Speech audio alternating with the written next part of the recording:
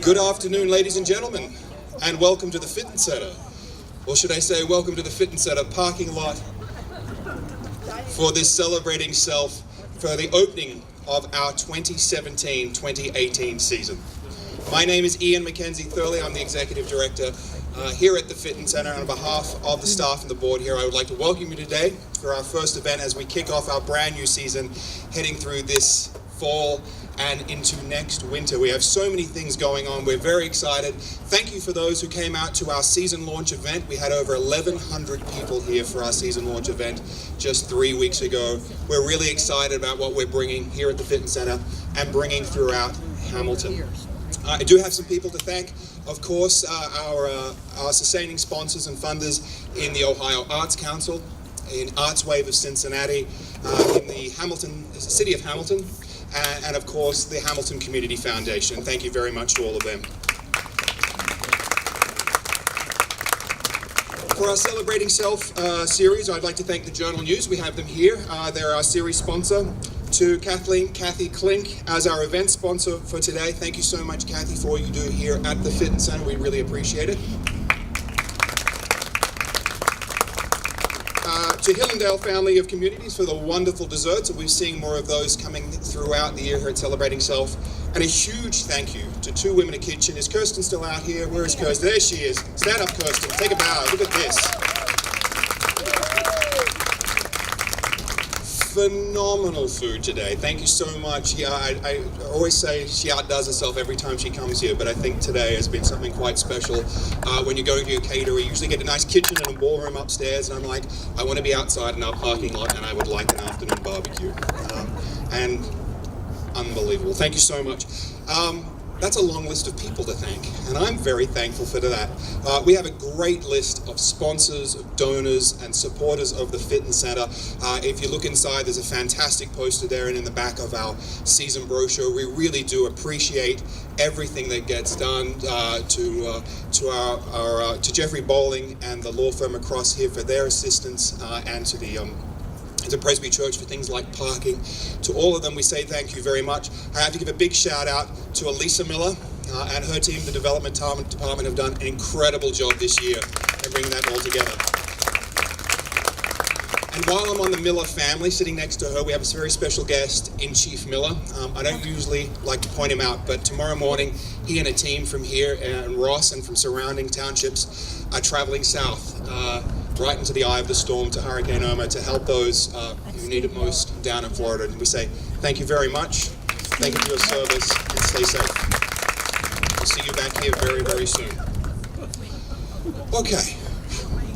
So, Celebrating Self, we're usually upstairs and we have the nice confines, the beautiful confines of the Carruthers Ballroom, but I went to Chief Runyon and I said, I'd like to do something to show off our incredible fire department here in Hamilton, but a slideshow doesn't quite do it. I think we should take your truck and set fire to it in the parking lot.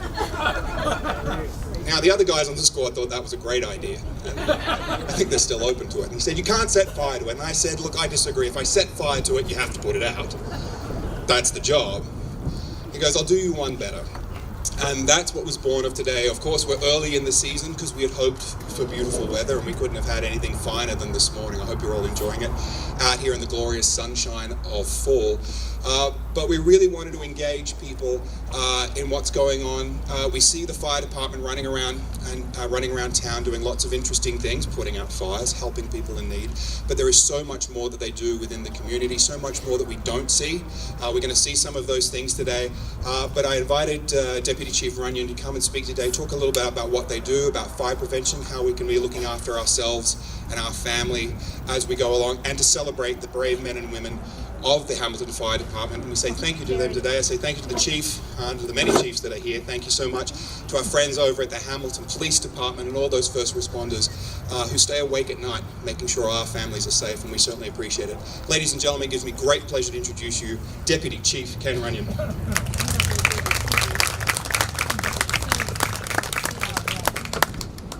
Thanks, Ian.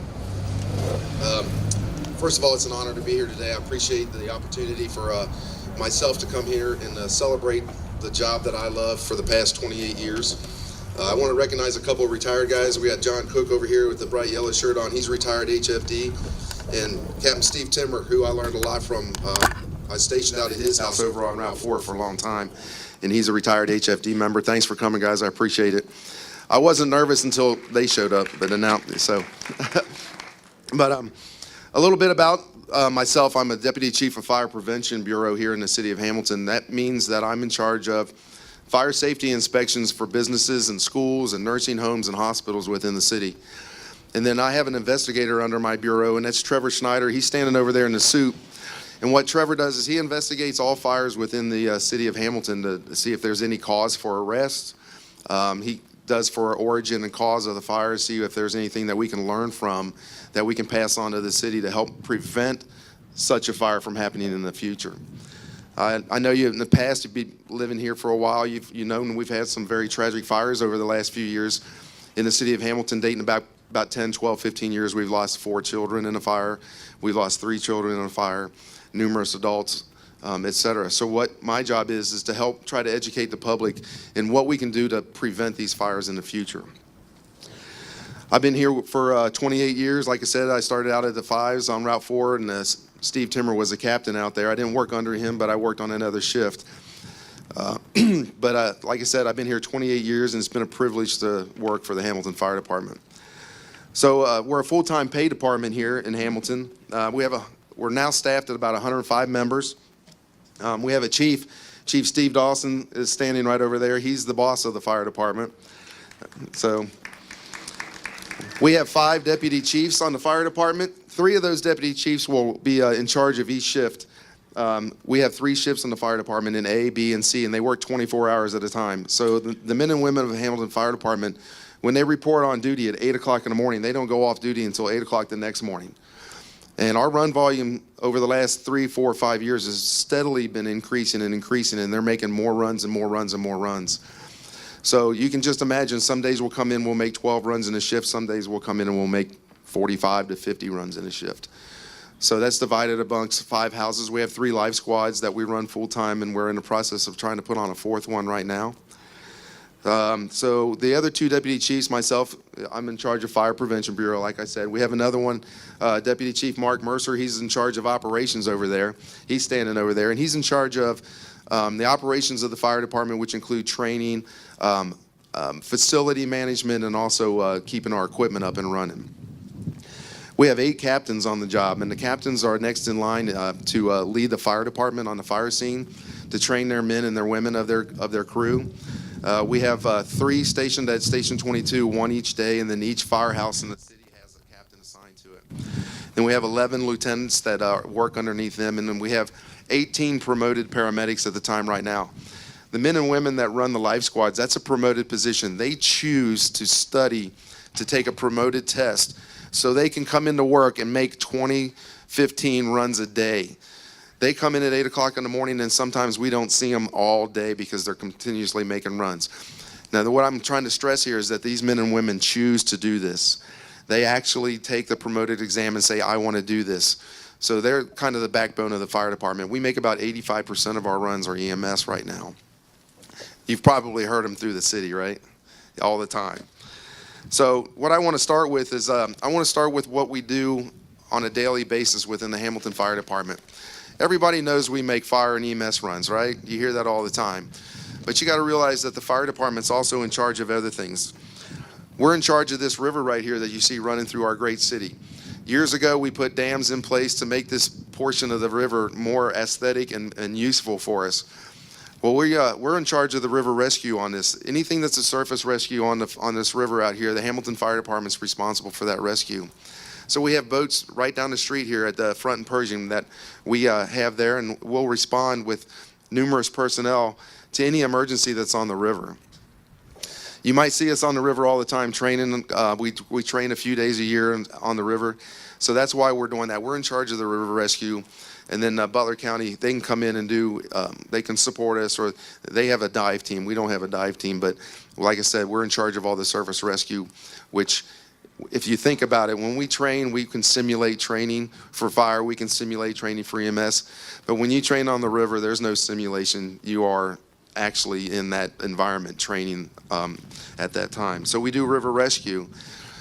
We do hazardous materials response here in the city of Hamilton. In fact, I think Captain Timmer was probably one of the forefathers in putting our hazmat team together. It's stationed over on Route 4, across from the old fairgrounds, the old Kroger building out there. So we have hazmat techs on the job. We also joined with the Butler County team to respond outside of the city for a hazmat spill somewhere else. Hazmat incidents are very labor intensive. You need a lot of people on the scene to work a hazmat operation. So in conjunction with other Butler County departments such as Middletown and Westchester, we train with them and we respond with them. So not only do we respond inside the city, but we respond outside in Butler County. We have members of the Butler County Technical Rescue Team on Hamilton Fire Department. What does that mean?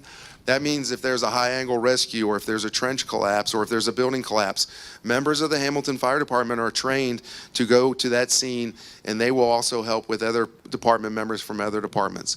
So we're a collaborative measure with other people that we will work with other fire departments. And that's a highly trained, highly skilled position. We have about a dozen members that do that. And we're talking about Chief Miller. He's deploying tomorrow. Godspeed with you. But we just got one of our members back from Hurricane Harvey. We had a Lieutenant Dave Oakley. He's on Ohio Task Force 1. And he's also being told that he might be leaving soon for Irma. We also have another one, Captain Gloka. He might be deployed too.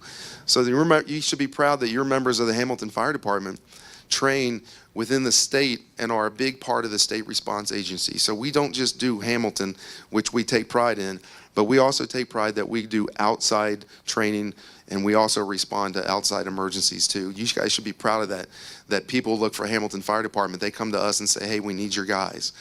And the chief has been wise enough and he says, yes, take my guys, they're yours. So people look to us for that all the time. So what does the fire prevention department do? Did anybody ask that? I heard somebody ask that. Well, I'm going to tell you anyways, okay? So I've been doing this for 4 years now, and I got to tell you, I took the job selfishly because I like the hours. It's Monday through Friday. I sleep in my own bed. I'm off every weekend, so I like that part. But we just hired 2 part-time assistants to do inspections. So you're going to see fire inspections throughout the city increase over the next few months and year. And you say, oh, fire inspections, oh, well, yeah. Well, what we do is we come into your facility and we make that facility safe. A lot of people don't understand that when we come in and say, hey, you got to move this or you got to unlock this door or your exit light needs to be lit. When Ian first came here, he called me in and said, hey, go over my fire evacuation plan. And then one time when he wasn't available, some kid pulls a fire alarm, and guess what? It went off like no problem. So he understands what it's for. So we don't want to have anything going on. Anybody remember what happened in Oakland a few months ago? Well, they had that ghost ship incident where the facility wasn't licensed. It wasn't safe to be used as it was. How many people died in that fire? Chief, you remember 30-something, 37 people died because it wasn't up to code. We don't want that to happen here in the city of Hamilton. So that's why we're so very active with our fire inspections. We do public education. October is Fire Prevention Month, and if you guys remember years ago, in fact, Captain Timmer was part of it, we built a safety house. People call it a smokehouse. I don't call it a smokehouse because I don't smoke meats in it. I used to call it a safety house. Because what we'll do is we'll take that to every elementary school in the city, and on an annual basis, we educate over 4,000 school-age children on how to escape from a fire. So we have one documented case that we know of where the child escaped a burning house and lived to tell about it and said that I learned how to get out of that house because of the safety house. So we've got that back up and running through some sponsors, and the chief and Local 20 and their members have agreed to help us run this thing. So next month, I will be taking, along with Trevor, we'll be taking that safety house to every elementary school in the city for that month so we can continue to educate our children on how to be safe, how to pay attention to a smoke detector, how not to hide from us, how to escape, and what they should do. We have kids that practice calling 911. How many kids do you know that don't know how to call 911? You would be surprised that there's so many kids that, number one, they don't know how to do it. Number two, they're afraid. So we do that. So we go to all the daycares around. When the daycare says, hey, can you come bring a truck by? We not only bring a truck, but we educate them. Another thing we do is we dress in our fire gear, because how intimidating is it when a 6-foot tall, 250-pound man dressed in fire gear with a mask on and an air pack on, sounding like Darth Vader from Star Trek, comes into your room at 3 o'clock in the morning. So we educate them on what we look like and not to be afraid of us. And so far, that program has worked really well. So we do investigations on fire. I talked about Trevor's role. He's in our bureau, and he investigates these fires. I talked about it briefly. Why do we investigate these fires? Number one, we want to see if there was a crime involved, correct? Because we don't want these people lighting another fire and damaging property and endangering lives. So Trevor does that. But we also do it so we can learn what caused this fire. Because if we go out and say there was a fire at such and such address because they left their Yankee candle burning all day, we don't want people to do that. I go to high-rise buildings, and we do public education at the high-rise buildings. Bell Towers invites us down every year, give us a talk about space heaters in the wintertime, smoking in bed. We just had a fire the other day, was contributed to smoking. So we do public education that way.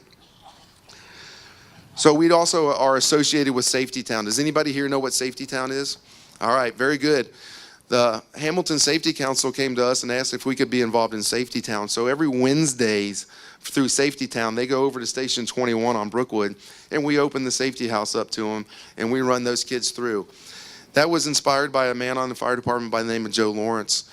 Joe Lawrence is my mentor when it comes to being involved in the public and public education. I've learned so much from him. He's so outgoing. That's his passion. So every Wednesday on Safety Town, Christy Collins brings them over to our firehouse, and we get them for the day. And we've got so many thank yous for that. And so we're associated also with Safety Town. I'm a member of the Hamilton Safety Council. I'm a board member there, so I'm involved in that. So not only do I do that, I help with bureaus or worker comp. I'll do some training with those guys too. So again, the Hamilton Fire Department was what I'm trying to spread is that we're not just a fire department. We are your fire department. We are your social educator. Whatever you need us to do, that's what we're here for. We work for you. We come to work every day. We're so excited to be a part of this, to wear this badge, to wear this patch is an honor. So, like I said, I just wanted to pass that on, that we're not just a fire department, we're a community department, okay?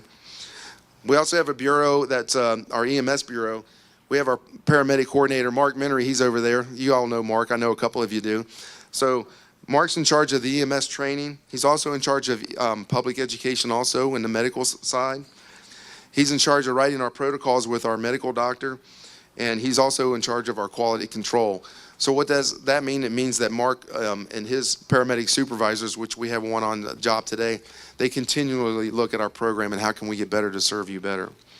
So we have a training department. We have a captain of training. He's not here right now, but he organizes and structures our training. We have a new training program in place that is pretty exciting. Now we know what we're training on every month. It's structured and everybody can train the same way. So that's a thing that we're looking forward to in the future on getting that even better. We just hired a bunch of new people. Chief, how young is our department right now? Take you out of it. We have about, this is the youngest fire department we've had in a long time. Coming back probably 28 years ago when I was hired on with 11 people. I think we just hired, Mark, 12, 13 new hires in a department of 105, probably more than that, have less than 3 to 4 years experience on. So our training coordinator, he's in charge of the new hire trainings. You're going to see some new guys on the scene over here. You're in, what car is this? No, that's not Ian's car from the other day. But you're going to see some new guys. So let's get into what's going to be happening here in a minute. But first of all, I want to recognize that the Hamilton Fire Department, over its career, has lost 12 on-duty firefighters. So this is in memory of those 12 firefighters. And the last one we lost was Patrick Walterman 2 years ago, December 28th, 2015. So this is a memory of him. Everything that we do moving forward is so we can prevent incidents that happened like that before. How can we be better? How can we be safer? How can we be more efficient? How can we serve you better? So everything we do is in honor of him. So if you guys want to, after it's over, I've got a PowerPoint thing. It's a movie. It's about 3.5 minutes long. It's over here in the auditorium, so you can go look at some of our action shots over the last decade. And then you can see it's in memory of Patrick at the end there. So when you guys are done, you can walk around. So that's what I wanted to get through. What we're going to do now is we're going to give you a display. I know Ian wanted to catch a car on fire. Number one, he didn't want to sign the permit. But number two, which way is the wind blowing right now? I'm sure you guys wanted a smoky barbecue, but that's not your definition of it, okay? All right, so what I'm going to do is I'm going to dispatch the engine company here. There go our boys right now, never resting. But we're going to go ahead and respond. And what we're going to hear is a scenario that we've got an auto accident with a person trapped. So we not only train in firefighting and EMS skills, but we also train in auto extrication, like I said, river rescue, hazmat, you name it. When you guys are in trouble, who do you call? When you dial 911, who shows up? Ghostbusters. Yeah, I knew that was coming. Walked right into that one.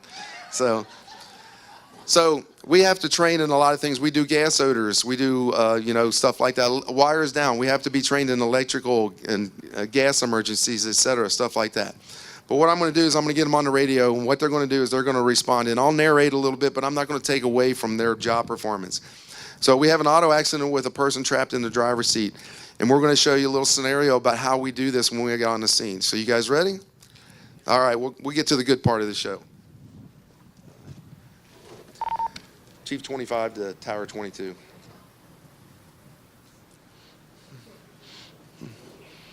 Go ahead.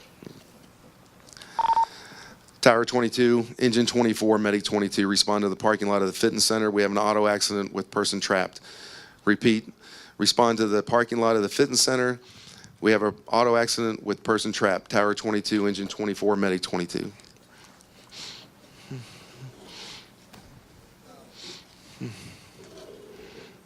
Tower 22 responding. Engine 24 responding. Medic 22 responding.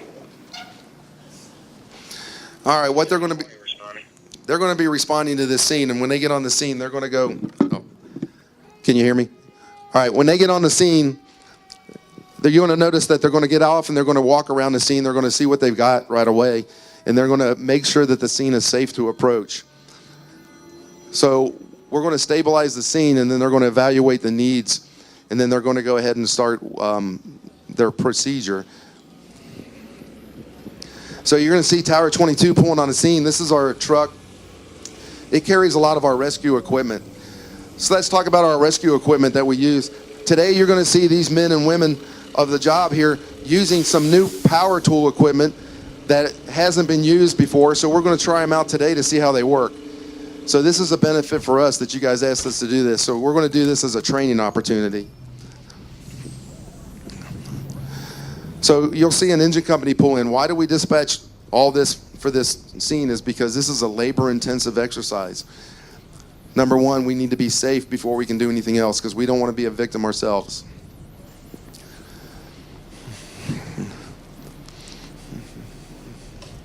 So you can see the new powered tools that they're getting off right now. Those are brand new. These are battery operated. What we usually use is a power unit that's gas powered. And what will happen is we hook hoses up to it. So the hoses can get tangled. We got to take the power unit far away from the truck that weighs a lot of, there you can see the power unit. They're going to bring that just in case. So you see one of the guys is carrying wood blocks. So what he's going to do is he's going to stabilize this vehicle so there's no surprises on us when we start working on this vehicle because we don't want this vehicle to move on us. That could pin us or it could do more harm to the patient.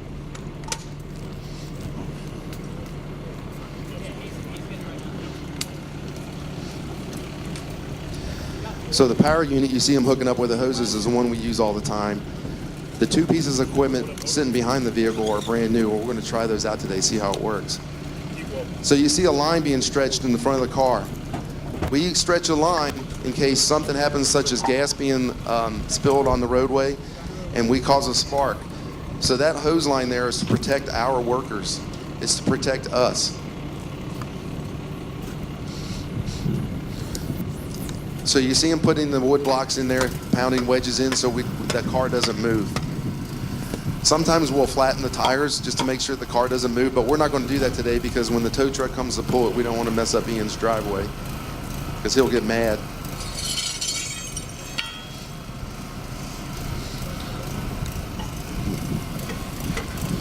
So just so you know, we got a mannequin in there.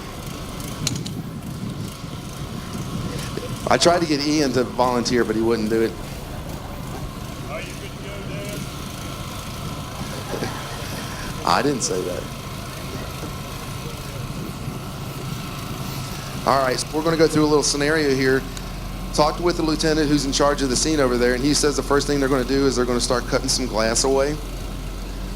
There's numerous ways we can get a patient out of this vehicle. We can take the glass out, but what they're going to do is they're going to show how to take the glass out, and then they're going to pop a door. So we have our paramedics are inside. One of them will go inside and make contact with the patient. Number one, they're going to evaluate the patient. Number two, they're going to calm the patient down. So the paramedic that goes in, you can see he's got a helmet on. He's going to drape the patient in the, with a blanket so we don't need any glass or metal fragments on him. And then he'll go ahead and secure the patient. And then on this scene, you see a lot of people walking around. You see the guy in a white helmet. That is Deputy Chief Shaw. He is the shift commander for the day. He is one of the deputy chiefs that commands one of the 3 shifts. He's in charge right now. But then we have an officer on the tower who's actually what we call the operations guy. He's in charge of the operations. Deputy Chief Shaw is on the scene to make sure that he has the resources that he needs. If we need anything else, he'll call for him. He's also acting as a safety officer right now to make sure that his men are operating in a safe condition. So right now they got the jaws of life in there. They're trying to pop the door open. Those jaws of life are not light. They weigh pretty much. John, how much? You know, John, you remember? About 60 pounds. So 60 pounds doesn't sound like a lot when you're handing it down here, but when you got to lift it up chest high, that's pretty heavy.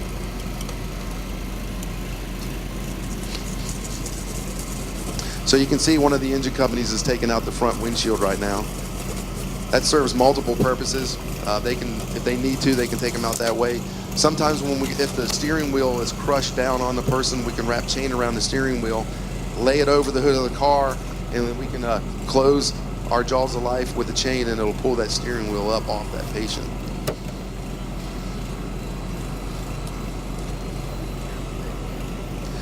They're wearing actual fire turnout gear. All right, everything in there is safety gear. They all have their gloves on. They all have their helmets on. They all should have their safety eyewear on. So usually when we do this, we'll have a man on that line over there, but we'll have more people here in a real incident. So we're also using this as training, like I said. So some of these guys are new on the job, and they're using this opportunity as a hands-on training. So it's not like it's all Chicago Fire. Everything doesn't happen right away when you do it the first time. So what he's doing is he's getting what's called a purchase point on that door, and he's trying to get the tip of the spreaders in there so they can pop that door off the latch. So if anybody has any questions while you're watching this, feel free to raise your hand. I'll come over to you, see if I can answer them. I'm sure you can get that car cheap after we're done.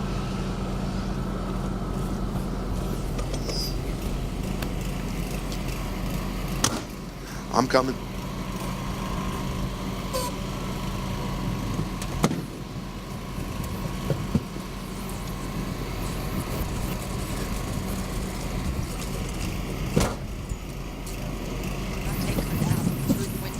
Yeah, they can. Since it's so hard to get in the door. Correct. They can do it anyway. The question was if the person's near death.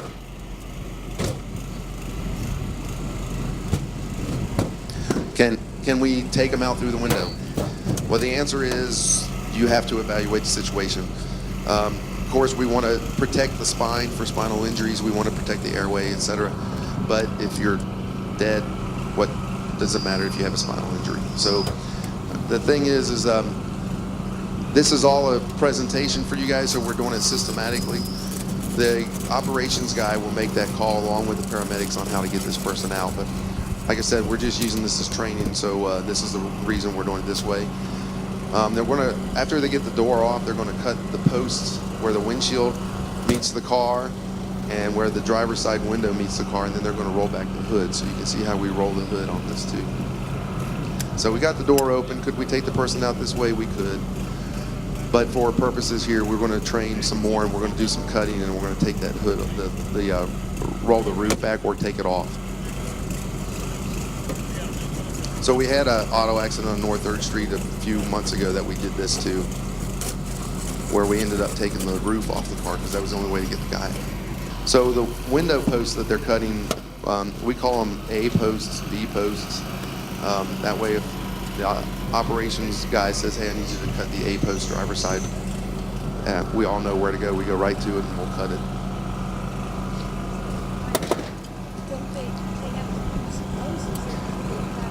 That's correct. That's correct. Somebody asked, what if the car's on fire? We're going to put it out because that's the only way we can get to the car. You can see the gentleman under the hood. He's one of the drivers of the engines, and he's checking the battery because we want to disconnect the battery. Because we are in danger of when airbags don't deploy on these accidents for some reason, and we're in there working on the car, if that airbag deploys while we're in there, it's a risk of serious injury to us. So we're training now on electric cars. Anybody here own a Tesla? We're training now on Tesla cars because those are becoming more popular. Hybrid cars are another danger to us because of the high voltage and stuff involved with that. Got a door for sale.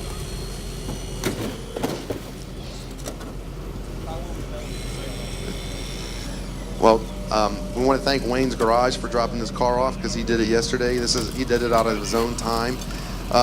One thing I forgot to mention also with the Hamilton Safety Council is they do all the mock crashes for the senior high schools before prom. You know what we're talking about? We set up with high schools mock crashes, and what we do is we have students from their drama department that will they will come in and act as they were driving drunk and they have the accident, and then we'll portray that with the students watching. And my son goes to Baden, he's a senior Baden, he'll get to see it this year because we rotate back and forth. We do it with Ross High School, Chief Miller is involved in that. But if you talk about a high impact, when we did it at Baden 2 years ago, the students that were involved in that were so good and so involved, I was crying. We lost 2 kids because they passed out because of the intensity on hitting home. So if it just prevents one kid from drinking and driving that night and getting in an accident, then it's worth it. It's absolutely worth it. And Joe Lawrence is involved with that along with the retired fireman Kim Wentz. That's a big program of theirs.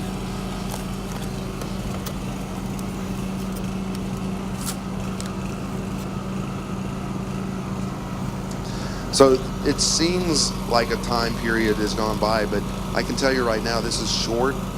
We've been on extrications that have lasted over 45 minutes to an hour because they were so complicated. Because you got to realize too that there's pedals underneath there. So when the impact hits that, those pedals can pin their ankle in between the transmission wall, and you just never know what you're going to get until you open it up. So he's cutting the B post now, and we got somebody up front cutting the A post. They're using those new tools. Again, we're going to be evaluating these tools.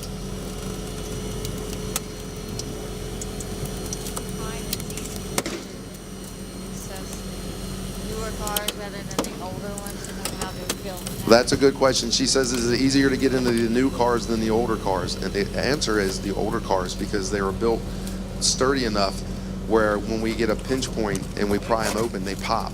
Now with these new cars, they're so lightweight, the skin on them is so thin, when we go to get a pinch point, it just rips the skin. So the older cars are actually easier. More room to work too in the older cars.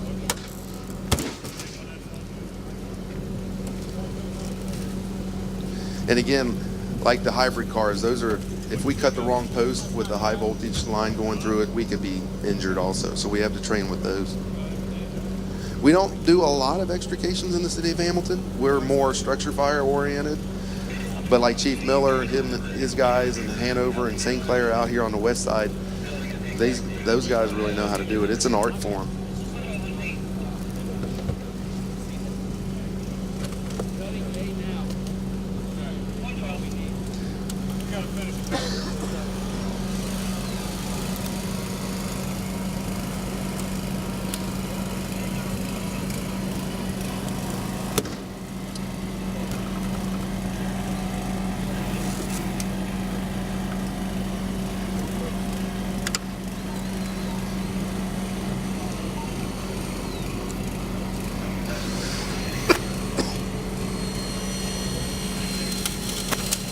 So it looks like the roof is getting ready to come off.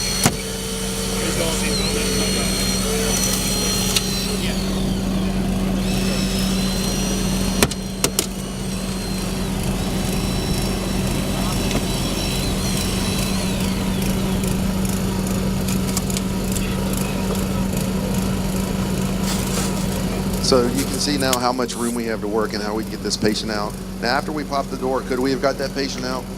Probably. But now there's more room to work. Again, the roof doesn't have to come off on all entrapments. We're just doing it so you guys can see. So again, if we lit a car on fire, you guys would be choking on the smoke right now. So,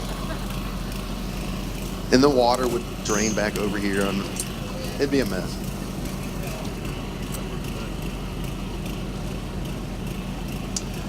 So if this was a situation where the paramedics analyzed the patient and found that it was a significant trauma, we would already have dispatched the helicopter from UC or from Miami Valley, and we would have landed them somewhere, and we would just load this patient right into the helicopter.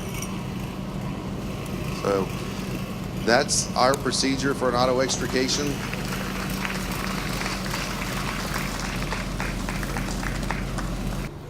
All right, the one thing I wanted to reiterate before I turn this over to Ian again is remember the Hamilton Fire Department is here for you. We are your community service. Whatever you need us to do.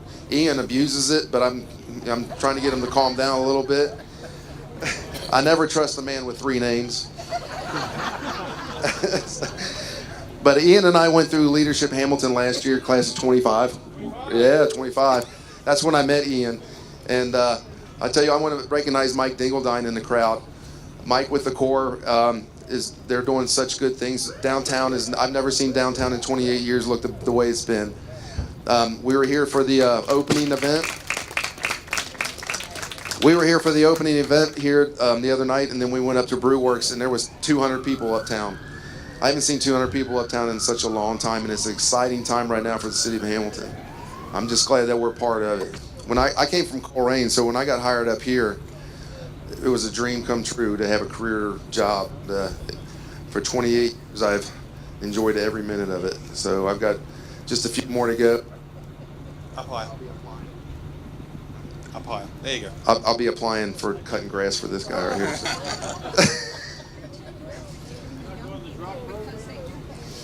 Yes. Yes. She said continue educating the young people, which I plan on doing until I'm gone. And then, like I said, it's been a great experience to educate kids. I've never was a good speaker, which now I really don't care. But yeah, going in and seeing the kids' face and they come up and give you a hug. I mean, what's better than that? They come up and say thank you, give you a hug. What's better than that? So, Ladies and gentlemen, the Hamilton Fire Department. Deputy Chief Ken Runyon. And thank you to the crews for coming out today. We really appreciate it. Thank you, gentlemen. Great work. We really are very fortunate here in Hamilton to have great emergency services, not only doing fantastic work. He wants to put another plug in. don't forget to go in and check out the little video. There we go, in our brand new cinema. We are really very fortunate to have great emergency services here, so well involved with the community, and we really appreciate you coming out here. And one more round of applause, please. Hamilton Fire Department, thank you so much. I say it every time, but we still have so much. This is just the beginning of our season for 2017, 2018. Next month, we have NASA coming in. I think they're bringing a real-life spaceship. Don't quote me in the paper. But we have One City, One Book. If you've read the book or reading the book, Hidden Figures, the whole city will be reading that for the month of October. You can get free copies here at the Fitton Center. You can go to the library. And we'll be having NASA to come down and talk about Ohio's relationship with the space development here out of the United States. And Ohio does have the largest amount of astronauts ever. It says a lot about a state where everybody wants to leave the entire world. At the end of this month, I'm very saddened to say that we're going to be losing Kathy Monin. Kathy, you want to take a stand up? If anybody who's had an event here or done anything or been to the Fitton Center has been looked after by this lady. I have been very, very fortunate myself to have been working alongside Kathy. She was here before me. And again, when I'm saying I'd like to do crazy things out in parking lots or do season launches or do things differently, Kathy has been right by my side and leading the charge. On behalf of myself, of the board, and everybody here at the Fitton Center and all our patrons, we say thank you very much, Kathy Monin.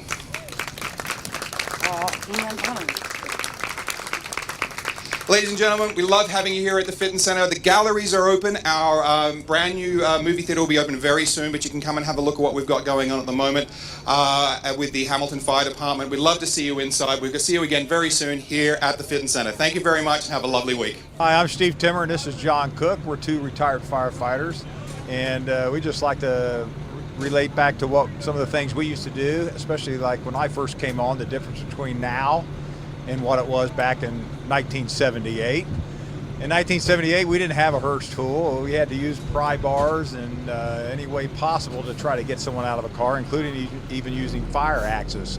But when I retired in 2011, we were using the Hurst tools, and we were able to night and day difference in how we could take a car apart. John, you got anything you want to say? No, just tools are much more powerful and stronger than they were 10, 15 years ago. They're continually upgrading tools and power, so much more efficient. And since we retired, we decided we tore up a lot of things over our career, and now we're going to rebuild the park system.